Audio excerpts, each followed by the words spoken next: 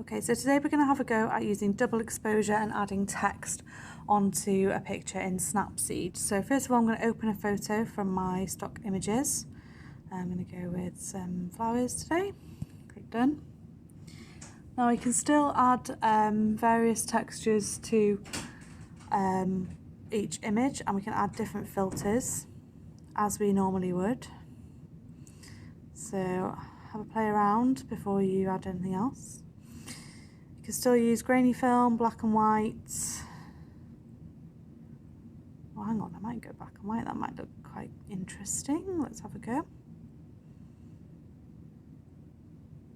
I think I prefer it in colour. Okay, so to add double exposure, I'm going to go on Tools and click Double Exposure.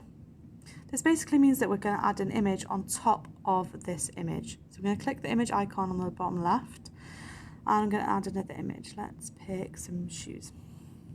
Okay. So my image is on top and it's kind of like nicely faded in. If I click on the middle icon, I can have a play around with different effects. I think I quite like the lightened one, so it looks like the shoes are in the flowers. Okay. Now you can then add this image because it becomes one image. So you can then change different effects on it.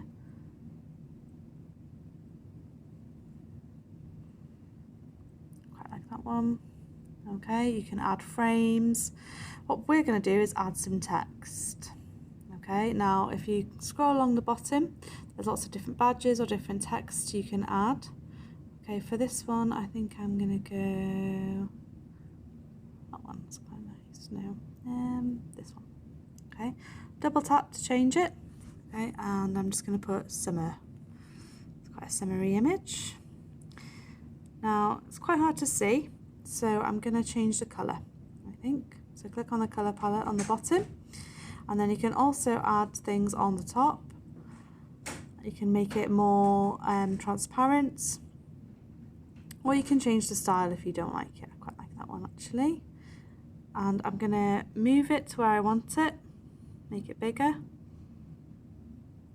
and then click the tick. Once you're happy with it, click export.